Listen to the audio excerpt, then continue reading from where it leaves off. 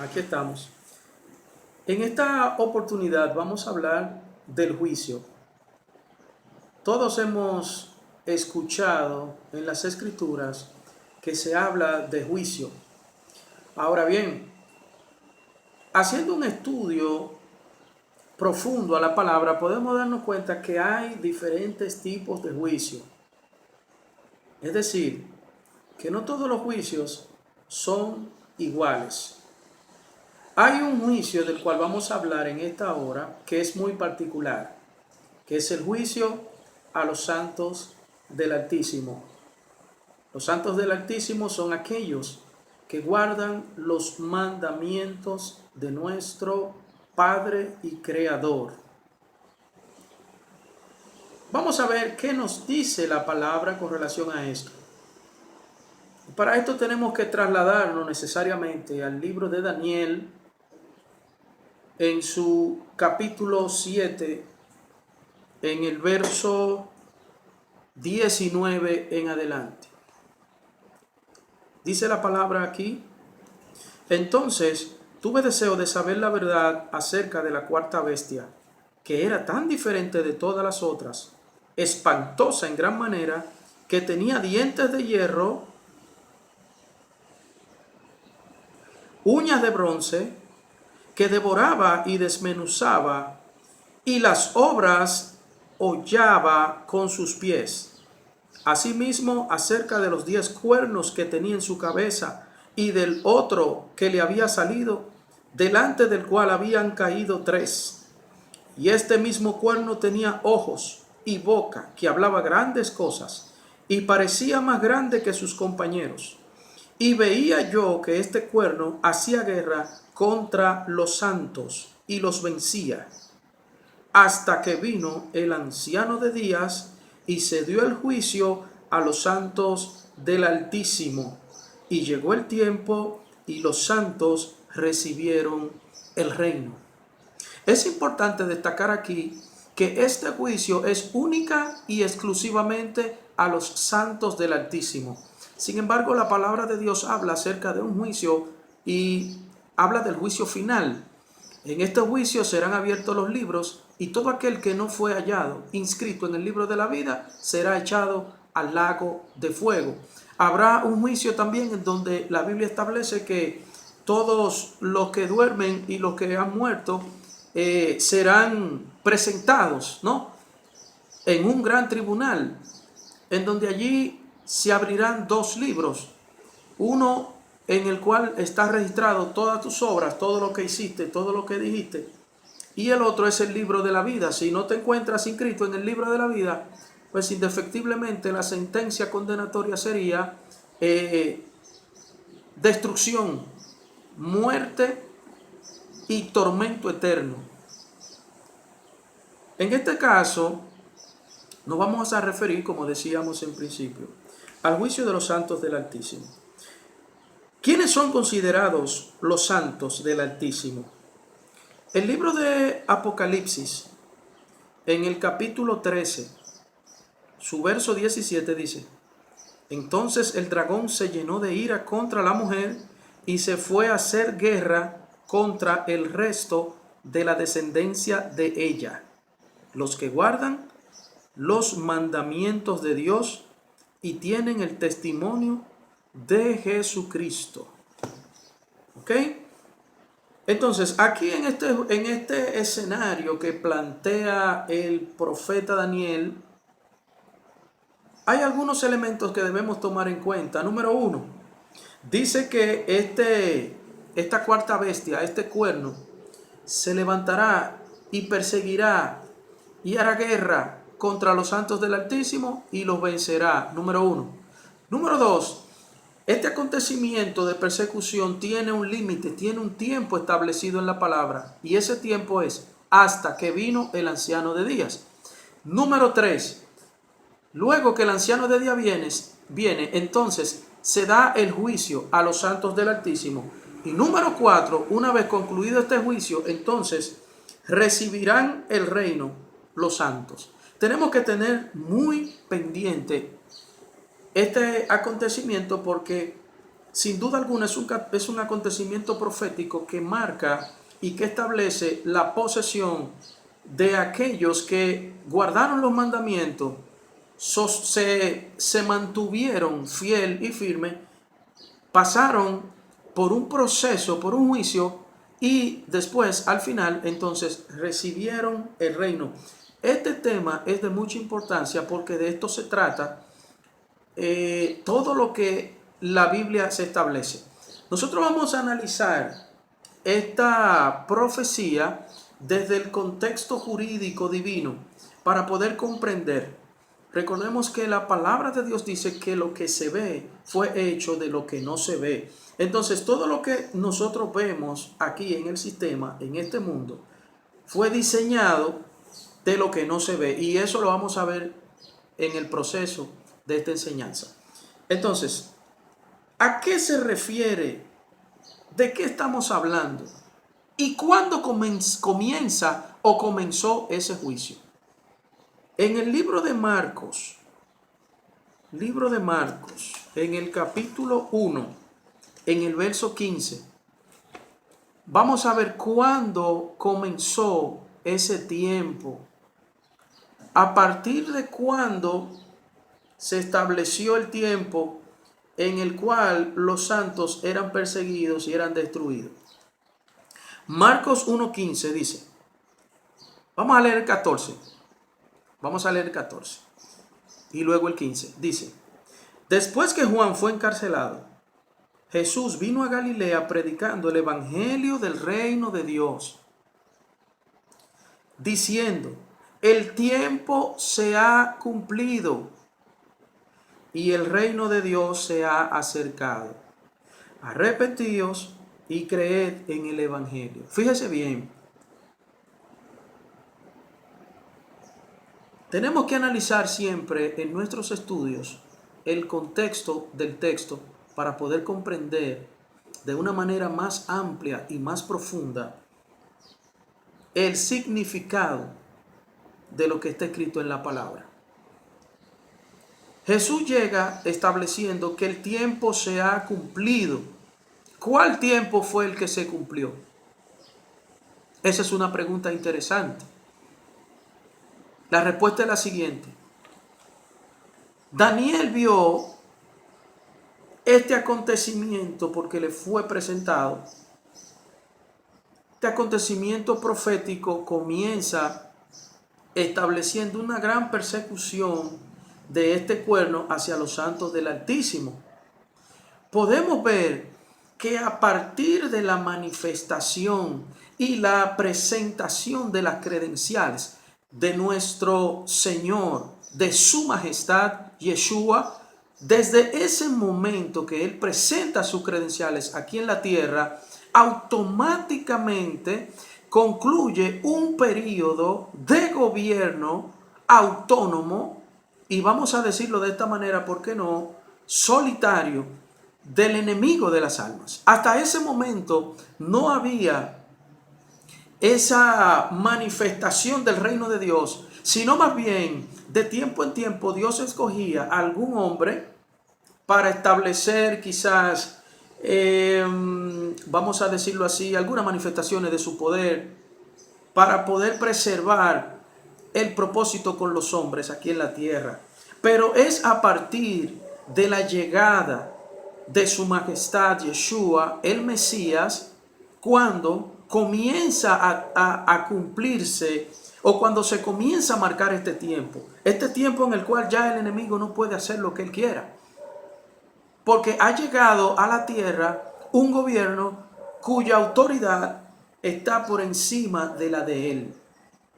Es por esto que podemos ver que más adelante, después de la muerte, resurrección y ascensión de nuestro Señor hacia los cielos, los apóstoles con poder y autoridad se imponen ante las huestes celestiales de maldad, a tal punto que los demonios son echados fuera de los cuerpos.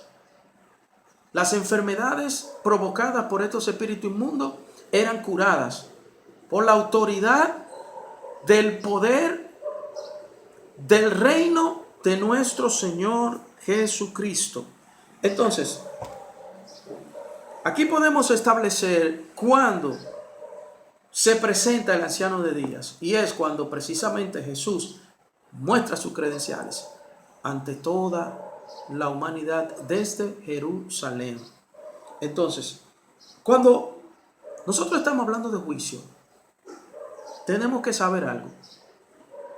Desde la perspectiva hebrea, el juicio no es para condenar.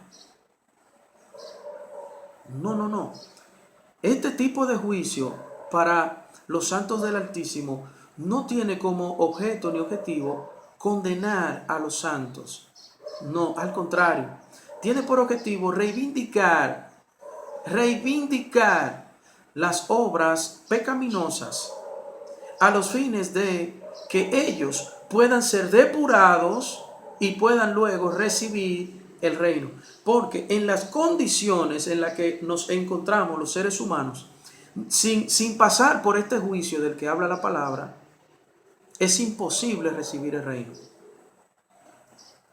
Es imposible. Entonces, vamos a ver de qué se trata este juicio y a dónde en las Escrituras nos habla de él. Así es que para esto vamos a trasladarnos al libro de Primera de Pedro, capítulo 4, para que podamos ver allí, entonces, de qué juicio es que se está hablando. Primera de Pedro, capítulo 4, del verso 15 en adelante dice: así que ninguno de ustedes padezca como homicida, o ladrón, o malhechor, o por entremeterse a lo ajeno, en lo ajeno, ni como homicida, ni como malhechor, ni como ladrón, ni como entrometido en lo que a usted no le concierne, en lo que a usted no le interesa. No se intrometa en esas cosas. ¿Por qué? Pero si alguno padece como cristiano, no se avergüence, sino glorifique a Dios por ello. ¿Cómo es que los cristianos padecen? Los cristianos no padecen por ladrones.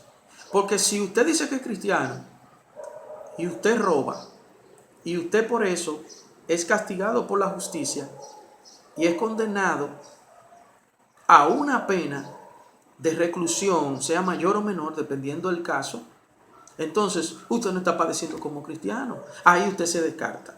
Si usted está robándose la luz, si usted se roba el cable, si usted se roba el wifi, si usted se roba, qué sé yo, cualquier otra cosa, y por eso entonces usted tiene una situación, no me venga con el cuento de que el enemigo se levantó y está en su contra. No, usted está padeciendo como un ladrón. Entonces eso así no se padece como cristiano. Los cristianos no padecen de esa manera. Si es por entrometerse en lo ajeno, si usted se está entrometiendo en la vida del otro de una manera negativa, si usted es de la persona que viven pendiente a lo que esté aconteciendo fuera de lo que es su jurisdicción, para estar entrometiéndose sin nadie haberle dado esa autorización, entonces por esa situación usted se encuentra un problema, usted no está padeciendo allí como cristiano. Si usted como homicida, si está padeciendo por esa causa, tampoco lo está haciendo como un cristiano. Entonces, ¿cómo es que los cristianos padecen? ¿De qué manera podemos establecer un tipo de padecimiento que podamos decir, bueno, así es que padecen los cristianos? Más adelante vamos a hablar de esto. ¿Por qué? Dice el apóstol Pablo. Porque es tiempo de que el juicio comience por la casa de Dios. Escuche bien. Porque es tiempo de que el juicio comience por la casa de Dios. Entonces, es cuestión de analizar el momento en el cual se escribe esto. La iglesia en ese momento era una iglesia que era perseguida. ¿Por qué? No por malhechor, no por homicida, no por entrometerse en lo ajeno. Simple y llanamente por cumplir y obedecer los mandamientos del Señor. El sistema establecido en aquella época y en el de ahora Ese cuerno pequeño, ese espíritu del anticristo, nunca ha querido que se predique la palabra de Dios tal y cual como está establecida. Y tampoco ha querido que nosotros podamos recibir la verdad, porque Él sabe que la verdad nos hace libres. Él está interesado en mantenernos en el círculo religioso para que entre los hermanos estemos en trifulcas, en contiendas, en contrariedades, en divisiones y en cosas como esa. Podemos ver ahora, en este tiempo, a través de las redes sociales, cómo hay, no sé ni cómo llamarle, pero hay personas que se dicen ser cristianos, que uno dice algo malo del otro y el otro le responde de la misma manera. Y hay un dime y direte, como decimos en un lenguaje llano, que esto no se corresponde con lo que es un verdadero cristiano. Pero eso es lo que ha provocado el enemigo a través de la religión. Porque si estudiamos la palabra, contextualizamos lo que está escrita ahí, todo vamos a poder comprender y entender a través de nuestro Señor Jesucristo qué es lo que Él quiere que nosotros guardemos. Y así lo guardamos y no va a afectar a ningún hermano. ¿Cómo es que padecen los cristianos? En esa época, los apóstoles eran encarcelados, eran castigados, sus bienes le eran confiscados, eran perseguidos, algunos echados a la hoguera, algunos eran echados a los leones aquí en esas actividades que celebraban los romanos. Le echaban los cristianos a los leones y eso a ellos lo divertía. ¿Y de qué forma en esta época contemporánea están padeciendo los cristianos? Los cristianos están padeciendo en esta época ya no como en los tiempos pasados. Ya no somos perseguidos ni encarcelados. En algunos países sí lo encarcelan porque está prohibido predicar la palabra. En los Estados Unidos usted no puede hablar de religión. Ellos han cubierto esto de la siguiente manera. Aquí no se habla de religión de ninguna. Se prohíbe leer la palabra de Dios en las escuelas como una vez estuvo. Es una persecución. Para hacer ciertas actividades hay que solicitar un permiso y si no reúne las condiciones, bueno, entendemos que cada país tiene normas que regulan. Claro está. Pero se escudriñan de estas regulaciones para impedir que la palabra de Dios sea predicada en todos los escenarios. Claro está, con la debida prudencia. Que así es como debemos hacerlo los cristianos. Predicar la palabra con prudencia. ¿Qué otra manera de sufrir? ¿Qué otra manera tenemos los cristianos de padecer por el nombre de Cristo? Que ya no podemos hacer lo que queremos. Ya no podemos hacer esas cosas. Tenemos que sufrir, tenemos que negarnos a nosotros mismos por amor al nombre. Ahora bien, ¿cuál es este juicio? Este juicio en el cual tú y yo hemos sido sometidos es con el simple hecho no de obtener una sentencia condenatoria, sino más bien para podernos justificar, porque tú y yo, delante de Dios, somos pecadores. Se habla de un juicio. Y la palabra juicio como tal conlleva 4 elementos que sin él no se puede dar el juicio. Número 1, un juez. Debe haber un juez en un juicio. Número 2, debe haber un fiscal acusador. Número 3, debe haber un imputado. Y número 4, un abogado. Sin estos 4 elementos, el juicio no tiene cabida. Entonces, si traemos estos elementos a lo que establece la palabra, podemos establecer lo siguiente. Número 1, la Biblia dice que Dios es el juez. Es un juez.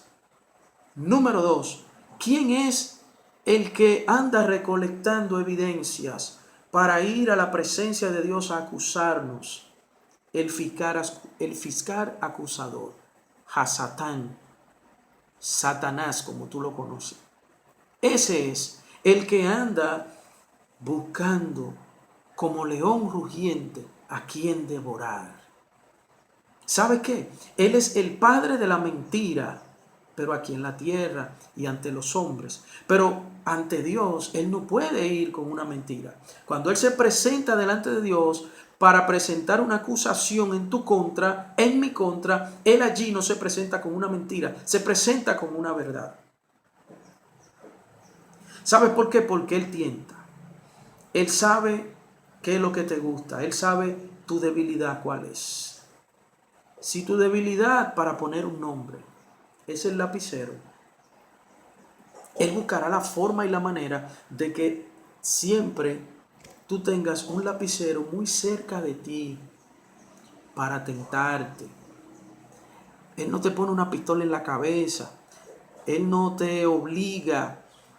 Él te seduce. Él te engaña. Te dice una verdad y 1500 mentiras. Porque Él es el padre de la mentira. Él es el padre del engaño. Y sobre todo Él es el príncipe de este mundo. Por eso hay tanta mentira desde los gobiernos. Hay tantas mentiras y tantos engaños. Pero es precisamente porque Él es quien tiene la autoridad hasta que Cristo venga y establezca su reino. Mientras tanto,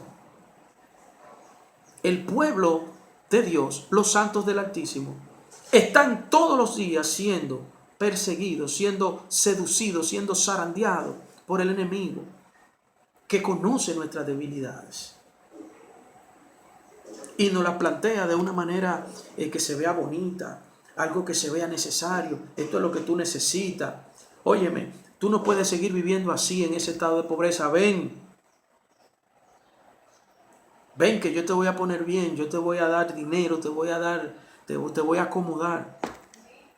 ¿O acaso eso no es lo que estamos viendo en este tiempo, en donde nuestros jóvenes, en vez de prepararse, en vez de estudiar, en vez de capacitarse, lo que están decidiendo es inclinarse por la música, pero una música que sus letras dicen lo que son? Y estos jóvenes, sin ningún tipo de preparación, simplemente porque se prestan a estas cosas, entonces en poco tiempo se hacen millonarios. Pero cuando analizamos la vida de estos jóvenes, vemos que están envueltos en todo lo que el enemigo le gusta, envolver al ser humano en el pecado para que no pueda salir de él. Lo convierte en sus conejillos de India, en sus ratones de laboratorio. Le da dinero, pero le quita la libertad, le quita la paz y le quita la oportunidad de entrar y de recibir ese reino inconmovible que Dios ha prometido a aquellos que le aman. Le quita la oportunidad. Entonces, ¿cuál es el sufrimiento de la iglesia? El sufrimiento de la iglesia es que si por negarnos a seguir la corriente de este mundo, si por resistir al enemigo, entonces nuestro destino será en este sistema, no quizás tener todo lo que queremos, no vivir en la abundancia, sino vivir bien limitado. Bueno, pues vivamos limitados. Ese es nuestro juicio. Padecer por la causa del Señor. Jesús le dijo a sus discípulos: de la copa que yo estoy bebiendo, de esa misma ustedes van a beber. Y podemos ver a Jesús que no tenía casa propia.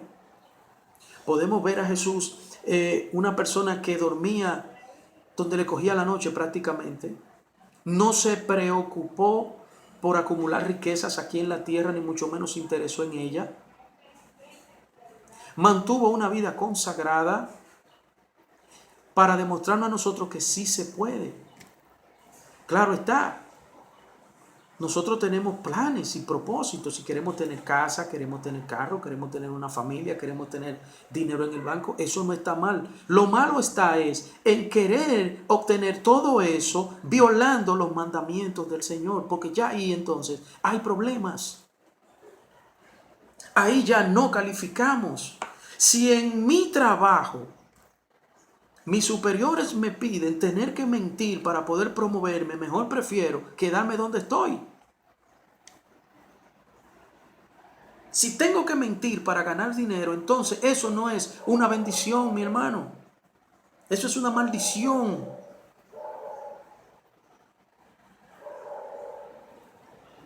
¿Quién es el imputado en el juicio? Soy yo.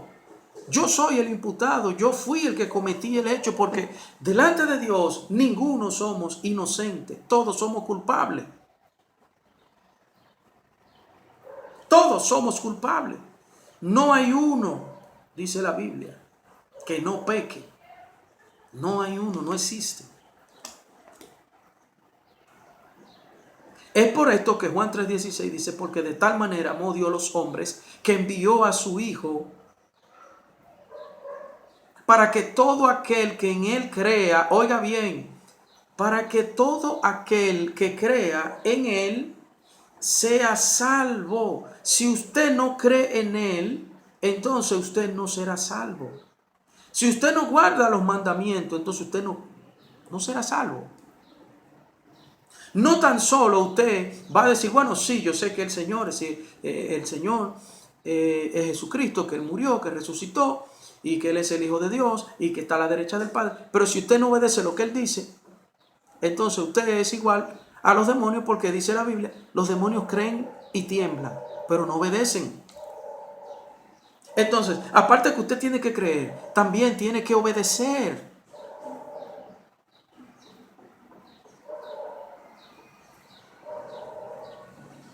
Este juicio consiste en soportar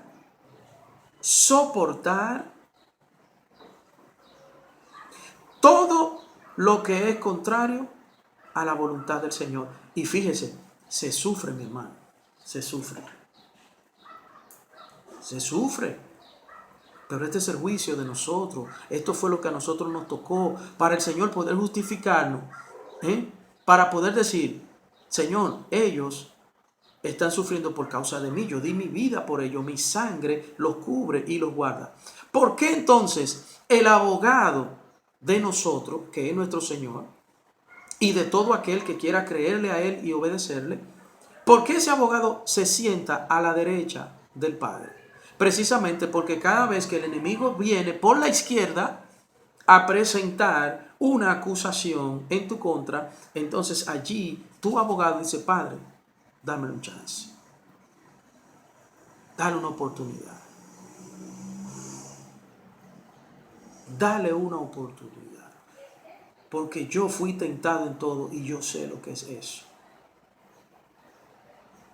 Su Majestad, nuestro Señor Yeshua, sabe lo que es la tentación, porque la Biblia dice que Él fue tentado en todo y no pecó. Él sabe lo que es la tentación de fornicar. Él sabe lo que es la tentación de adulterar. Él sabe lo que es la tentación de robar. Él sabe todo eso. A Él le llegaron todos esos pensamientos. Esos sentimientos se manifestaron en su vida porque Él fue hombre de carne y hueso como tú y como yo. Él sentía, Él tenía emociones, porque recuérdate que Él lloró, dice la Biblia, cuando recibió la noticia de Lázaro. Él lloró, Él se conmocionó cuando vio en el templo que el templo había sido utilizado como una cueva de ladrones. Dice la Biblia que Él agarró las mesas, y eso es una manifestación de un sentimiento. Él sentía como tú y como yo. Tenía los 5 sentidos que tú y yo tenemos y algo más. Entonces, por eso Él decide sentarse a la derecha para interceder por ti y por mí. Entonces, mientras tú y yo nos mantengamos firmes, tratando de agradarle, tratando de obedecer sus mandamientos, eso vale para una oportuna intersección de un abogado. Imagínate tú que a ti te estén acusando de algo y tú te presentes en un juicio, en un tribunal, sin un abogado, ¿quién podrá defenderte? Tenemos que soportar este juicio por una sencilla razón. Segunda de Corintios 5:10 dice, porque es necesario que todos comparezcamos ante el tribunal de Cristo para que cada uno reciba según lo que haya hecho mientras estaba en el cuerpo, sea bueno o sea malo. Es necesario que nosotros compadezcamos ante el tribunal de Cristo. Este tribunal, ¿por qué es el tribunal de Cristo? Porque precisamente, y viéndolo desde el contexto jurídico, cuando nosotros fuimos vendidos al pecado, le dimos una autoridad legal al enemigo para que él gobierne. Escúcheme bien. Para que él gobierne. Entonces, si usted, le voy a poner este ejemplo. Si usted es el propietario de una casa o de un edificio y usted alquila o arrenda ese inmueble a alguien, aunque usted sea el propietario, usted no puede entrar ahí a la hora que usted quiera, ni cuando usted quiera, ni como usted quiera.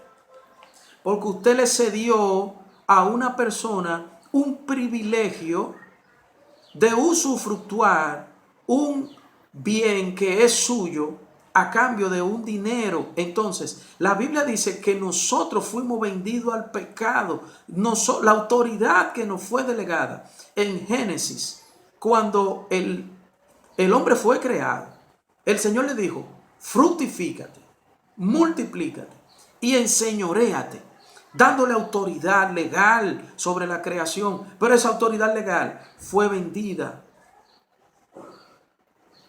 a Satanás. Ya nosotros no tenemos esa autoridad. ¿Por qué? Porque cedimos nuestra autoridad al enemigo. Entonces, por eso es que hoy en día vemos que una planta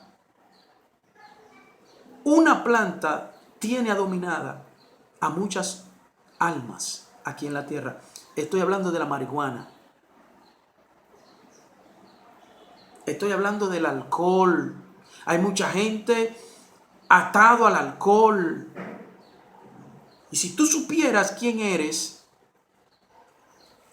si reconocieras tu identidad, que eres creado a imagen y semejanza del Todopoderoso. Pero para poder recuperar esa autoridad que se perdió, para poder recuperar esa imagen y semejanza del Todopoderoso, tenemos que pasar por este proceso. Esa es la importancia de mantenernos, de mantener la corona, Por eso, mirad que nadie los engañe, como dijo Jesús. Que nadie nos engañe con cuestiones de religiosidad, con fábulas, con historietas, con normas, con esto, con lo otro. No, vamos a estudiar la palabra, a ver qué nos dice la palabra, quiénes somos, qué debemos hacer y en qué momento profético estamos viviendo para poder tomar acción, una acción positiva.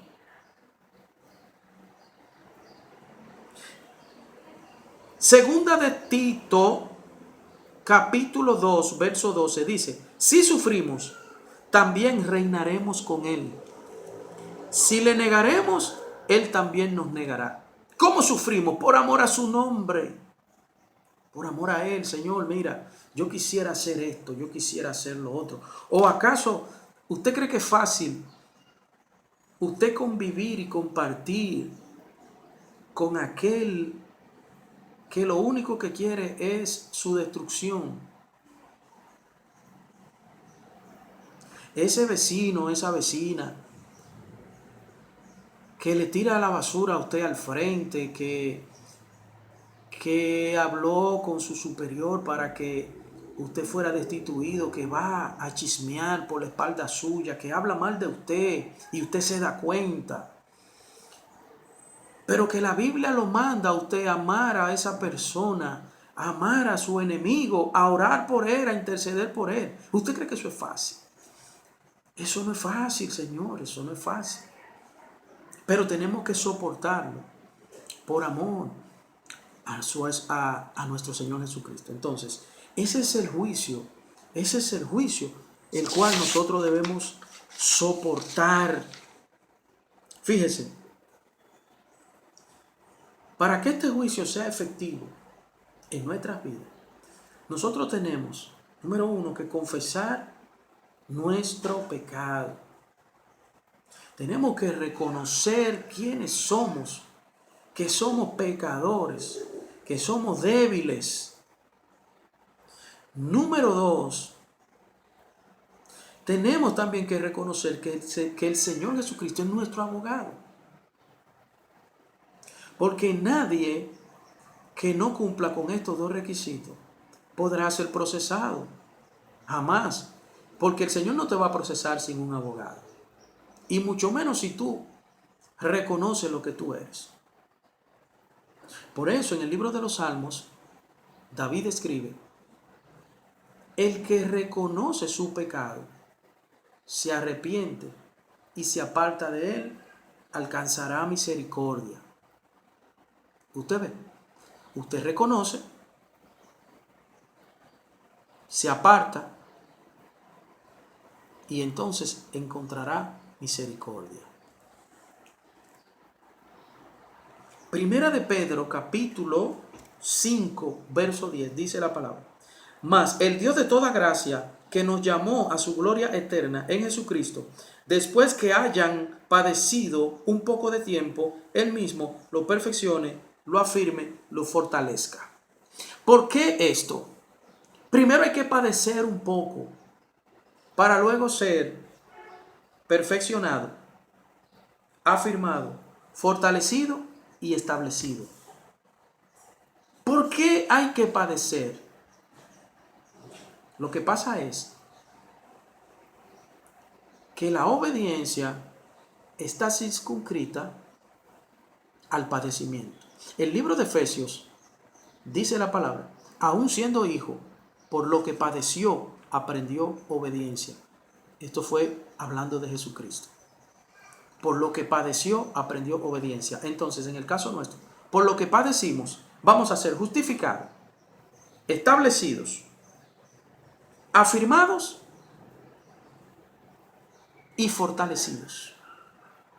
Pero primero tenemos que padecer. Primero tenemos que padecer. Segunda de Tesalonicenses, capítulo 1, verso 3 y 5 dice: debemos siempre dar gracias a Dios por ustedes, hermanos, como es digno, por cuanto su fe va creciendo y el amor de todos y cada uno de ustedes abunda para con los demás. Tanto que nosotros mismos nos gloriamos de ustedes en las iglesias de Dios, por su paciencia, fe, en todas sus persecuciones y tribulaciones que soportan. Esto es demostración del juicio de Dios. Aquí está. La demostración de que el juicio de Dios comenzó en tu vida, el juicio de Dios a los santos del Altísimo. Las evidencias claras y contundentes de esto son tribulaciones, padecimientos, persecuciones. Si tú ni eres perseguido, ni eres atribulado, ni estás padeciendo por causa del nombre de Cristo, entonces tienes que revisar. Tienes que mirar a tu alrededor. Porque todo aquel que entrará al reino de los cielos tiene que ser procesado. Para ser procesado, tiene que ser perseguido, tiene que padecer.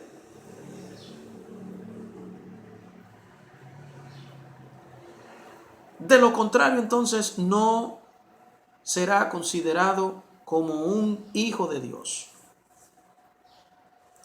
Para que sean tenidos por dignos del reino de Dios, por el cual asimismo padecen.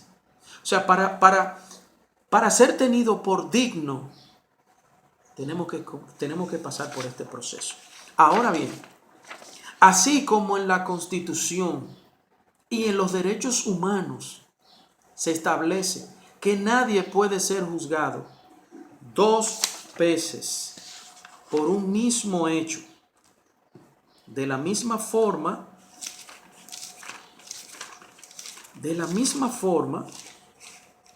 el Señor a nosotros nos va a juzgar. Escuche bien lo que establece el libro de Romanos en su capítulo 8, verso 1.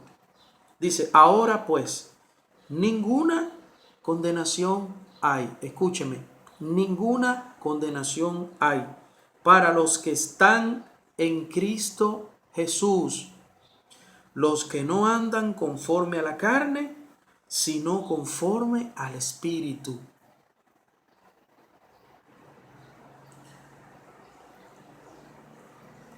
Si logramos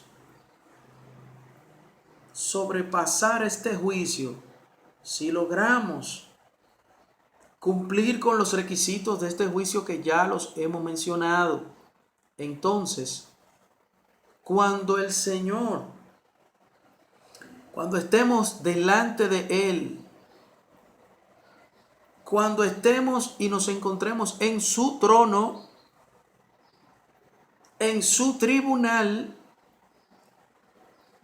nuestro nombre, por causa de este padecimiento que estamos aquí en la tierra sufriendo, nuestro nombre será escrito en el libro de la vida y por ende entonces no seremos echados al lago de fuego, como lo establecen las Escrituras. No seremos condenados a un sufrimiento eterno porque padecimos, porque estamos en Cristo, porque vivimos conforme al Espíritu, no conforme a la carne. Mi deseo es que con esta enseñanza puedas discernir y te puedas dar cuenta que si estás padeciendo por causa del nombre de nuestro Señor Jesucristo, es porque tú eres digno o digna de ser considerado hijo de Dios y entrar en su reino aquel día que Él venga a buscar su pueblo. Que Dios te bendiga, que Dios te guarde.